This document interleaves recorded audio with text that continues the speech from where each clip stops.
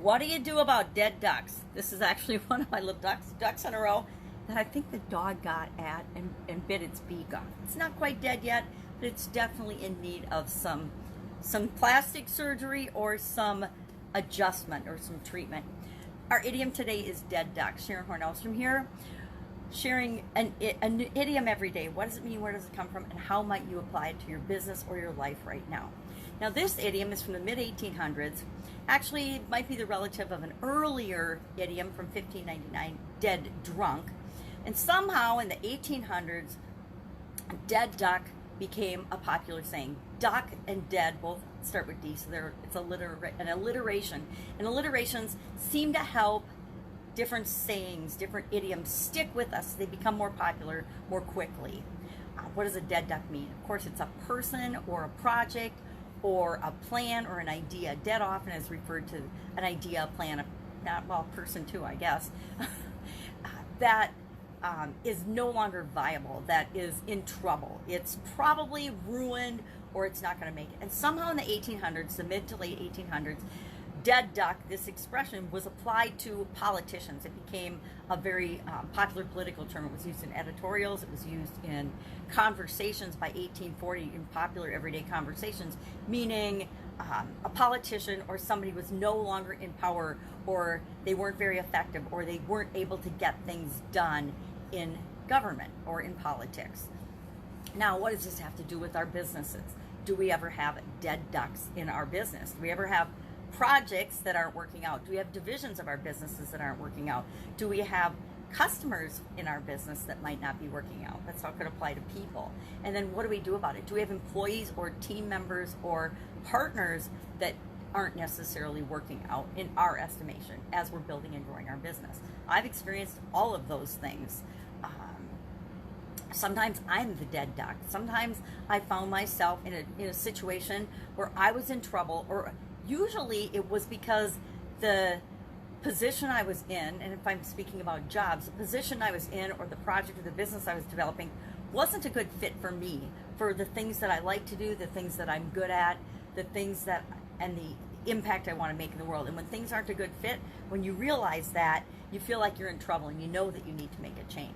Now, just like anything else, when we find out something isn't working, we have to do something about it, or we can ignore it and do nothing about it, but that doesn't usually work out for the best for us or for anyone else involved, and especially not for our business.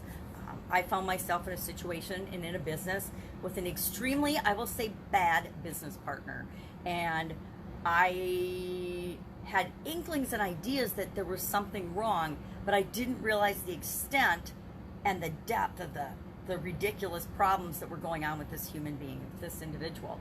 And before I knew it, we were in legal trouble with the government agency where that business operated, and we had all kinds of other challenges and problems that actually had nothing to do with me, but of course I took it personally because I was one of the people that had signed on with this person as a partner. And so it took several years to unravel that situation and to repair that situation and the damage that this person had caused, because I was busy doing other things and I didn't recognize that I was in partnership with a total dead duck and a not awesome human being. Happens to a lot of us, especially as we diversify our energy and we get involved in different things and we're not paying as much attention as we should. Whose fault is that? Absolutely positively my responsibility and my fault for not being more aware, paying more attention. But wasn't a dead duck, because there's always a solution. There's always a way to repair or fix things, as long as we don't give up, as long as we don't quit.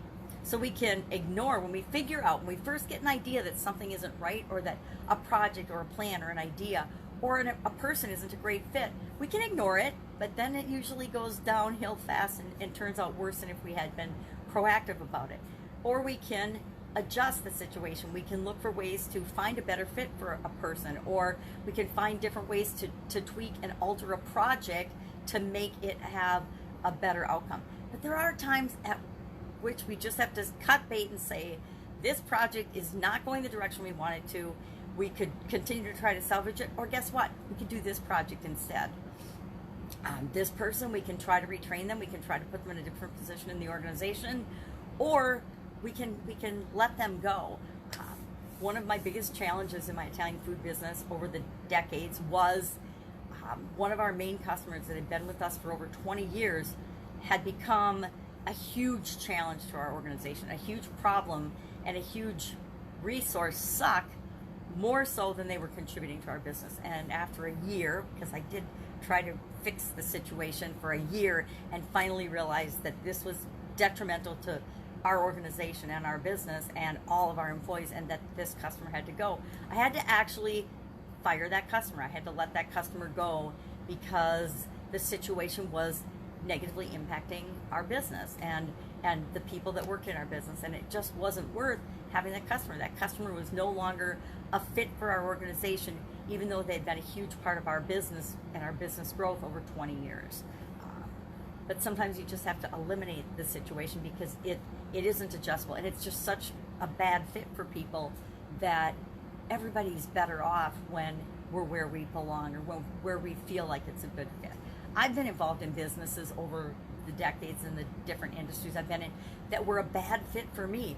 Great business for a lot of people. A lot of people make millions and billions of dollars in those businesses and industries. But for me and my personality and my skill set and the things I like to do and the impact I want to have in the world, they were not a good fit.